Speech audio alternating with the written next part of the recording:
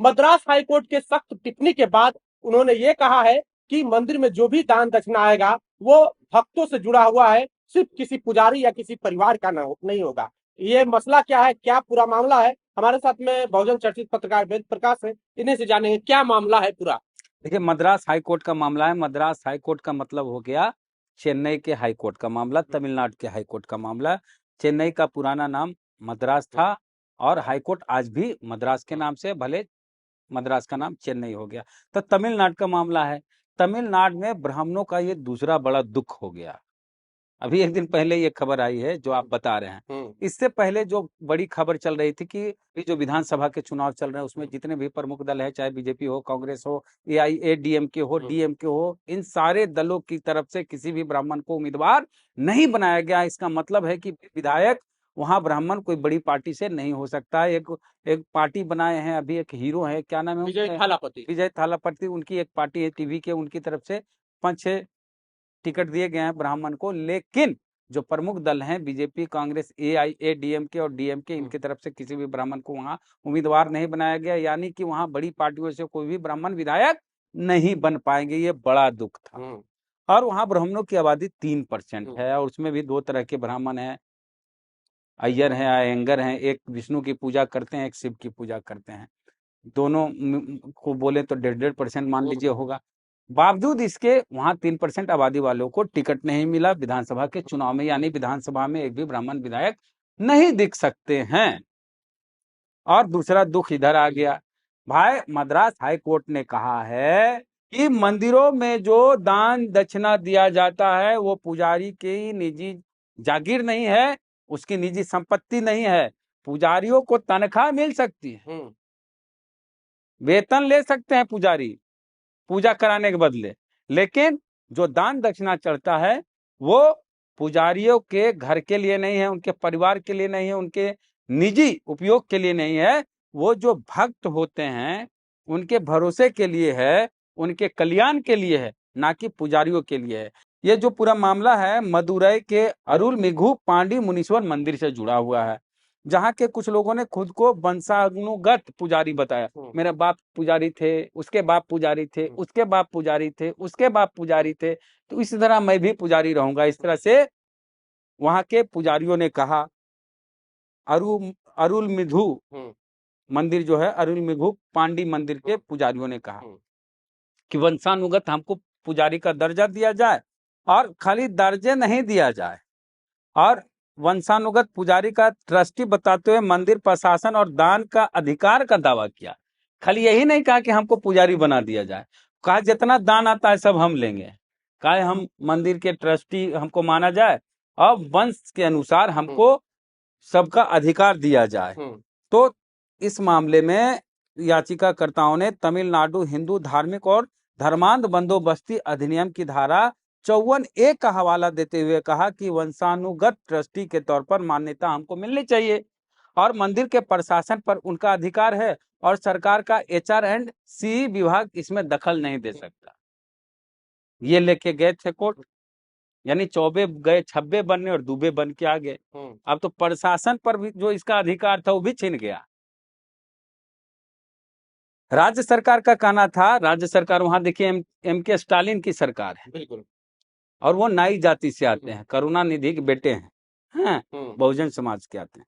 उन्होंने, सरकार ने कहा, स्टालिन की सरकार ने इसका विरोध करते हुए कहा कि याचिकाकर्ताओं को कभी वैध रूप से ट्रस्टी नियुक्त नहीं किया गया है और उन्होंने खुद को ट्रस्टी अपने आप घोषित कर दिया है। मंदिर के दान में गड़बड़ी और हेरा फेरी, लाइन देखिए, मंदिर के दान में गड़बड़ी और हेराफेरी की शिकायतें भी सामने आई है।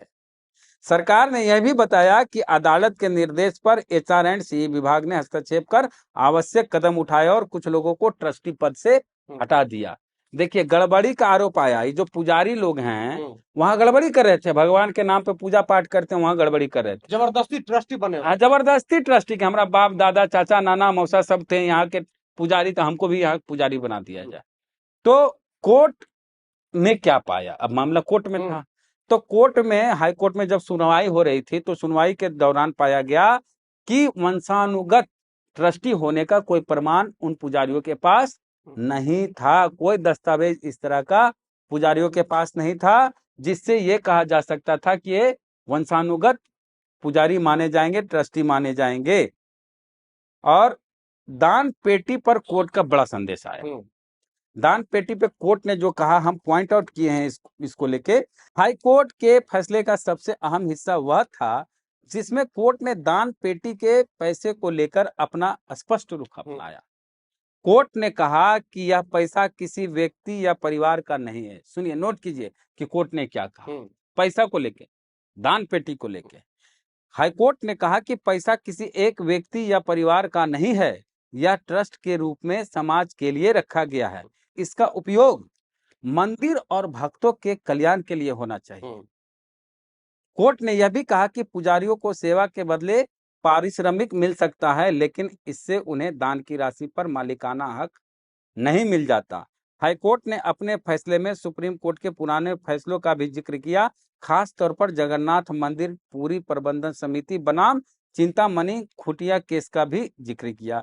इसमें सुप्रीम कोर्ट ने स्पष्ट कहा था कि पुजारियों को हुंडी के पैसे में हिस्सेदारी मांगने का कोई अधिकार नहीं है। मतलब साउथ के मंदिरों में लाखों लाख रुपया का चंदा आता है, चढ़ावा आता है, सोना चांदी बहुत चीज वहां लोग चढ़ाते हैं भक्ति भाव से, और इन पर बुरी निगाह होती है इनकी पुजारियों की, और हाईकोर्ट इस पर रोक लगा रहा है। इतना ही नहीं, कोर्ट ने यह भी कहा है कि धर्म कमाई का जरिया नहीं है। हाईकोर्ट की सख्त टिप्पणी यह रही, मद्रास हाईकोर्ट की सख्त टिप्पणी यह रही कि धर्म और धार्मिकता का इस्तेमाल पैसे कमाने के लिए नहीं किया जा सकता है।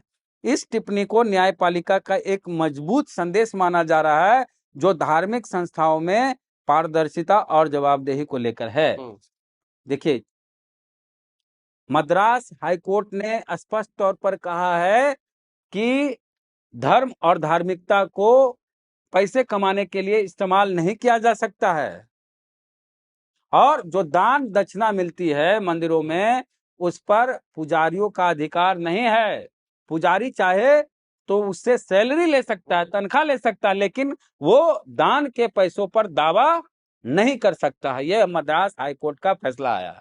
अच्छा, एक सवाल उठता है कि आप बहुजन हैं, बहुजन और भी एक चीज है कोर्ट में जो कहा है, हाई कोर्ट ने राज्य सरकार को निर्देश दिया कि ट्रस्टियों को हटाने से जुड़ी लंबित कार्रवाई पर 4 सप्ताह में फैसला लिया जाए, और जरूरत पड़े तो मंदिर प्रशासन को पूरी तरह अपने नियंत्रण में लिया जाए। सरकार अपने नियंत्रण हाँ, सरकार अपने नियंत्रण में मंदिर को ले लेगी, ये हाईकोर्ट का कहना, और हाईकोर्ट की बात मानना ही पड़ेगा सरकार को। क्योंकि वहां पे लोकल चुनाव चल रहा है विधानसभा में, और ब्राह्मण की जनसंख्या 3% है। हाँ। ब्राह्मण को पहले से ही परेशान था, ये मामला भी परेशान कर रहा है। हाँ। तो आपको क्या लगता है क्यों नहीं अरे जैसे कि ये एक मंदिर का मामला है, इसी के आधार पर पूरे मद्रास में, पूरा चेन्नई और तमिलनाडु में ये लागू हो जाएगा, सारा पूरा राज्य। हाँ। तो आपको क्या लगता है कि ये सिर्फ चेन्नई तमिलनाडु की बात नहीं, पूरे भारत में ऐसा होना चाहिए कि दान दक्षिणा के पैसे पर ब्राह्मणों को, पुजारियों को अधिकार नहीं मिलना चाहिए। अब हम इस पर बात कर लिया, अब हम चुनाव पे आते हैं। आपको क्या लगता है कि वहाँ के जो प्रमुख दलें हैं, जो विधानसभा चुनाव चल रहा है वहाँ पे प्रमुख दल क्यों ब्राह्मणों को प्रत्याशी बनाने से अपने आप को साइड रखा? देखिए, तमिलनाडु में जो चुनाव हो रहा है उसमें ब्राह्मणों को टिकट नहीं दिया गया। इसके पीछे एक बड़ी वजह यह मानी जा रही है कि वहाँ बहुजन समाज के लोगों को ऐसा लगता है कि हमारे शोषक रहे हैं, तो हर जगह लगता है, लेकिन वहाँ पॉलिटिकली तौर पर पेरियार का बहुत प्रभाव है। इसलिए वहाँ अगर ब्राह्मण को टिकट दिया जाता है तो बहुजन समाज के लोग नाराज हो जाएंगे। इस डर से जो है प्रमुख पार्टियां ब्राह्मणों को टिकट नहीं दे रहे, शोषक वर्ग मानता है वहाँ। बहुजन है, बहुजन कॉन्सेप्ट पे काम करते हैं। आपके जो पर्सनल व्यू है वो आपको क्या लगता है, क्या ब्राह्मणों को प्रत्याशी बनाना चाहिए था प्रमुख पार्टियों का? 3% बना देना चाहिए था। जिसकी जितनी संख्या भारी, हम भी बोल रहे हैं, हमारे पूर्वज भी बोले हैं, महापुरुष लोग बोले हैं कि जिसकी जितनी संख्या भारी उसकी उतनी हिस्सेदारी मिलनी चाहिए। ये अन्याय हो रहा है ब्राह्मणों के साथ तमिलनाडु में, और हम वहाँ के 3% ब्राह्मणों के साथ इस समय हैं कि उनको भाई 3% आबादी है तो 3% टिकट मिल जाना चाहिए था। अगर नहीं मिलता है तो अन्याय है। यही हम है कि न्याय प्रिय व्यक्ति हम। अगर ब्राह्मण के साथ अन्याय हो रहा तब भी हम उसके साथ खड़ा हो जाएंगे कि भाई 3% आबादी वाले ब्राह्मणों को तमिलनाडु में टिकट क्यों नहीं मिला। न कांग्रेस दिया, न भाजपा दिया, न AIDMK दिया, न DMK दिया। अब भाई बीजेपी को अब बोले सब ब्राह्मण लोग कि ब्राह्मण विरोधी बीजेपी, कांग्रेस को बोले स्टालिन तो बदनाम है ही है, कि ब्राह्मण विरोधी है। हाँ, वो अलग मूड के मिजाज के आदमी हैं। ब्राह्मणवाद के बहाने ब्राह्मण को ही समाप्त कर दिया जा रहा है वहां के विधानसभा। ए भाई एक चीज, जयललिता इतने साल तक मुख्यमंत्री वहां रही, वो तो ब्राह्मण जाति से आती थी, तो जो जात वहां मुख्यमंत्री रह गया इतना दिन, अब दूसर जात का है कि हमको मुख्यमंत्री नहीं बनने का मौका मिला, तो इतना भी उदास नहीं हो गए वहां ब्राह्मण समाज के लोग। भाई आपके जात की मुख्यमंत्री रही है, लंबे समय तक रही है, हाँ? और जब जयललिता मुख्यमंत्री थी तो करुणानिधि को किस तरह से अपमानित किया गया था, घसीट घसीट के, ये सब भी समाज ने देखा है।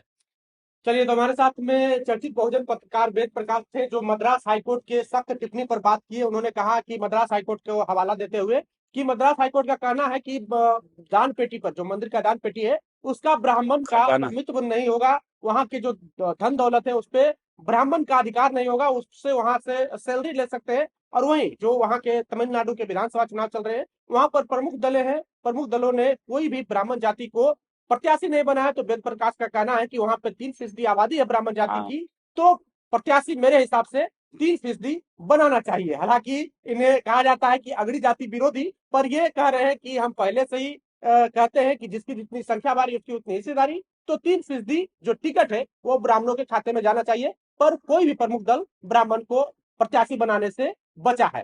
बहरहाल बातचीत के साथ प्रतिक्रिया कमेंट बॉक्स में जरूर दें। बहुत बहुत धन्यवाद।